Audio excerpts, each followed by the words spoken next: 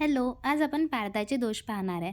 तर पारदाचे दोष म्हणजे काय आहे? जेव्हा आपण पारद औषधी स्वरूपात यूज करतो ना, तेव्हा बॉडीवर त्याचे अनिष्ट परिणाम होतात. त्यालाच पारदाचे दोष असे म्हणतात. याचे ना 3 टाइप्स आहे. नैसर्गिक, यौगिक आणि औपादिक. नैसर्गिकमध्ये पुन्हा 3 आहे, यौगिक 2 आहे आणि औपादिक 7 आहे. म्हणून याला सप्तकंचुकी दोष असे सुद्धा म्हणतात. जे नैसर्गिक आहे, ते नैसर्गिकरित्या पारदात राहतात. ते आहे 3 विष, वन्य आणि मल. विष, वन्य आणि मल. जे यौगिक आहे ते 2 आहे, नाग आणि वंग. आणि औपादिक हे 7 आहे. परपटी, पाटिनी, भेदी, द्रावी, 2 कारी म्हणजे मलकारी आणि अंधकारी आणि ध्वांशी. तर हे पहा, नैसर्गिक म्हणजे नैसर्गिकरित्या हे पारदात राहतात.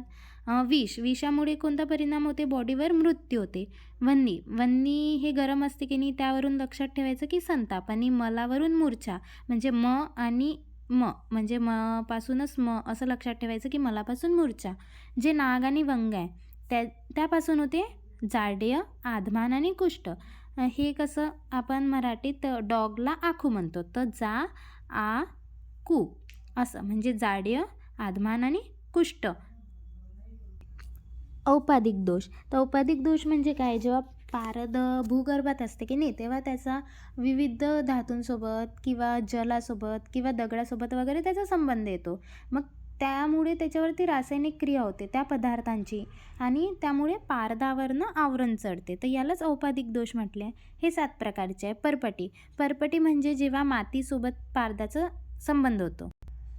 परपटीमध्ये माती मिक्स असते, म्हणजे पारद प्लस माती हा परपटी. यालाच भूमीजसुद्धा म्हणतात. पाटिनीमध्ये पाषाण, पाषाण म्हणजे दगड, तर पाटिनीमध्ये पाषाण. यालाच गिरीज म्हणतात.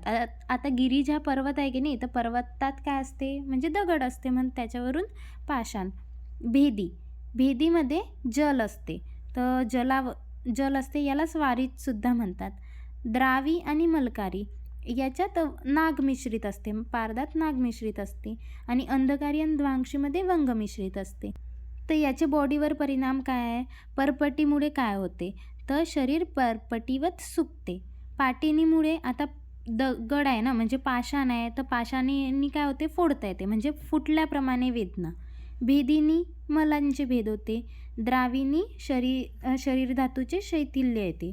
आणि मलकारी, मल आहे ना, तर मलावरून मलाचे वर्धन म्हणजे दोषांचे वर्धन होते. अंधकारीनी अंधत्व येते आणि ध्वांशीनी स्वराचा घात होतो. हे झाले पारदाचे दोष. त्यानंतर अजून पारदाचे 8 दोषसुद्धा सांगितलेले आहे.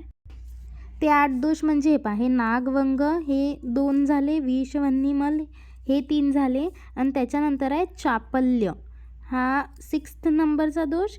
7th नंबरचा गिरीदोष आणि 8th नंबरचा असह्याग्नी. हे दोष. हे अजून अष्टदोष पारदात आहे. चापल्य, चापल्य म्हणजे चंचलता. हा जर एक अर्थ घेतला तर हा पारदाचा गुण म्हणून घेतला आहे. एक गिरीदोष आहे. आणि असह्याग्नी, असह्याग्नी म्हणजे पारदातनं म्हणजे क्लोरीन वगैरे हे ॲड केलं तर पारदाचा मेल्टिंग पॉईंट तसा 357.25 डिग्री सेल्सिअस आहे. तर जर त्याच्यात काही दुसरे पदार्थ मिक्स असले तर हा अजून कमी होऊन जाते, म्हणजे म्हणजे अग्नीवर सहन करू नाही शकत, म्हणजे त्याचा अजून मेल्टिंग पॉईंट कमी झाला ना, तर त्याला असह्याग्नी हा दोष म्हणतात.